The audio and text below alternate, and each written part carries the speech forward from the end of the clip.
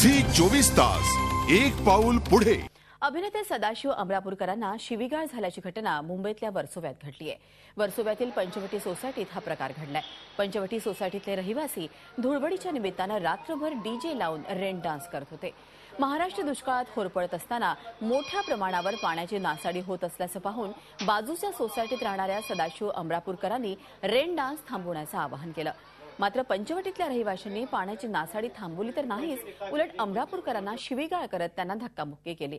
या सर्व प्रकाराची अमरापूरकरांनी पोलिसात वारंवार तक्रार केली, मात्र त्यांच्या तक्रारीकडे पोलिसांनी दुर्लक्ष केल्याचं अमरापूरकरांचं म्हणणं आहे। बऱ्याच कालावधीनंतर पंचवटी सोसायटीतल्या रहिवाशांविरोधात गुन्हा दाखल करण्यात आला आहे।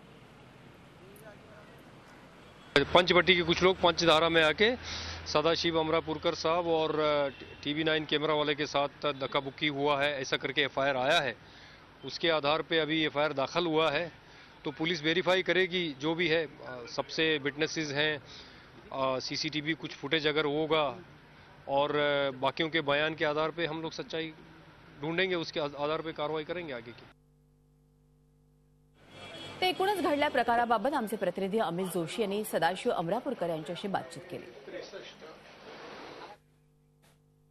ज्येष्ठ अभिनेते सदाशिव अमरापूरकर आपल्या बरोबर आहेत। सर, काय सांगाल, घटना कशी घडली, अगदी थोडक्यात काय सांगाल?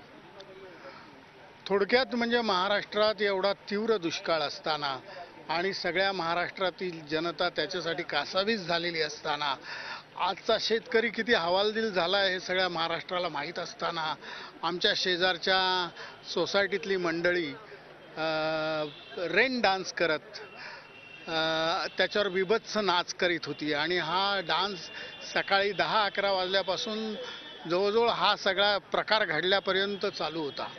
त्यामुळं आता याच्यावर मी काय बोलणार, सगळ्या लोकांना माहिती आहे काय झालेलं आहे। तुम्हाला किती मार लागला किंवा किती दुखापत झाली? मला धक्काबुक्की केली त्यांनी, मला मारलंय असतं, पण त्यांच्या लक्षात आलं की आपण एका ॲक्टरच्या कंपाऊंडमध्ये घुसलेलो आहे, बेकायदा घुसलेलो आहे आणि त्यामुळे ते ताबडतोब पळून गेले। पण जातानाही ते भयानक अश्लील घाणेरड्या शिव्या देत होते।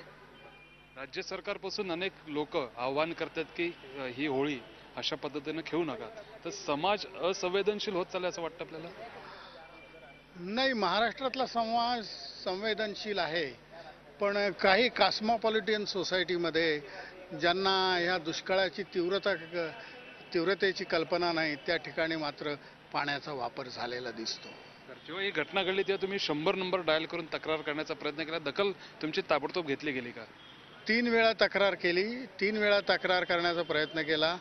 तिथल्या महिला, जसा समाज असंवेदनशील असतो तसाच तक्रार घेणारे त्यांच्या सतत तक्रारी येत असतात, त्यामुळं तेही जरा वैतागलेले असतात। त्यामुळं काय तक्रार आहे, हां कुठं राहता, तुमचा फोन नंबर सांगा, हां व्हॅन पाठवते, बस एवढंच उत्तर ते देतात।